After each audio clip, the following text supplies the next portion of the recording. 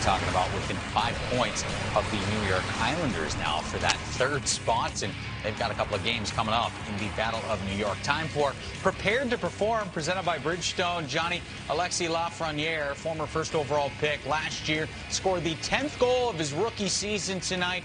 It's his 5th goal of the month, so much like Zibanejad, slower start, but everybody seems to have confidence right now for the Blue Shirts. And why shouldn't you? When you're putting up points like this, and yeah, that shooting percentage, it's not going to stay there, but picks up a game-winning goal.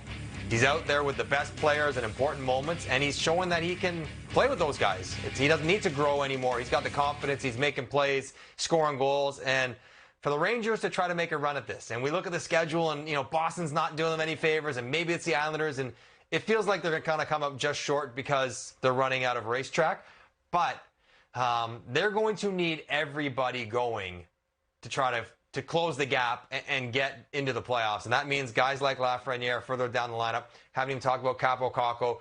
They need everyone going to try to be as consistent as they can be. No off nights allowed, doing what they had to do against Buffalo in this one. Lafreniere with another nice game, and it always feels good to score. Well, let's say this. Let's say the next 2 games, just saying, the Rangers are playing the Islanders. The Rangers sweep the Islanders. That puts them 1 point back with 5 games to go. Don't you think that throws everything out of whack right there? So I mean, it's all possible, and you're saying it can be done. And I think the Rangers are looking forward to that game on Thursday night so much right now. I thought you were going to drop a Kevin Garnett on us from the south. Anything is possible. He said anything is possible. There's a lot of hype when you're the #1 pick and in New York.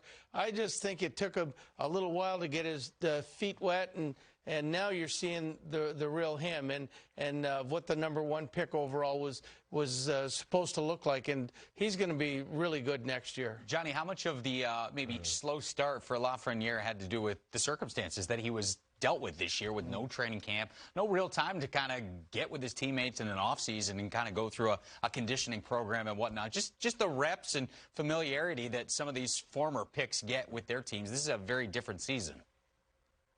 Yeah, everything about this year was different, and with all the pressure that comes with being the #1 pick overall. But, even for someone as great as Lafreniere has been in his career, there's still nerves there. And what helps settle the nerves is experiences with your teammates. And even thinking about dinners or, on the road or whatever, he doesn't get to have any of those. He's just living in a hotel room by himself, not really knowing anyone. And then it snowballs when he doesn't start producing. They had a tough start for him individually. There's the COVID breaks and illnesses. They had Tony DeAngelo's situation. A lot was going on. They had Artemi Panarin's situation. A lot's happened this year in New York that is abnormal to a normal year. And if you're a kid already wide-eyed about being in the NHL, trying to deal and process with all this other stuff would be daunting. And it's great to see him playing, smiling, having fun, being successful, and really thriving and answering the promise that we all knew he had. And you know what? I have to believe that,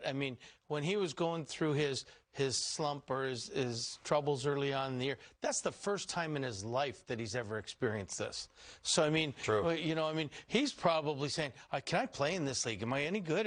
Like this. And he's doubting himself almost every night. Yeah. And until he starts scoring, and people are telling him, you're good, keep it going. And a great job in coaching, because you kept throwing him out there and didn't bench him, didn't sit him down or anything like this, and eventually you knew it was going to come, and now it's here.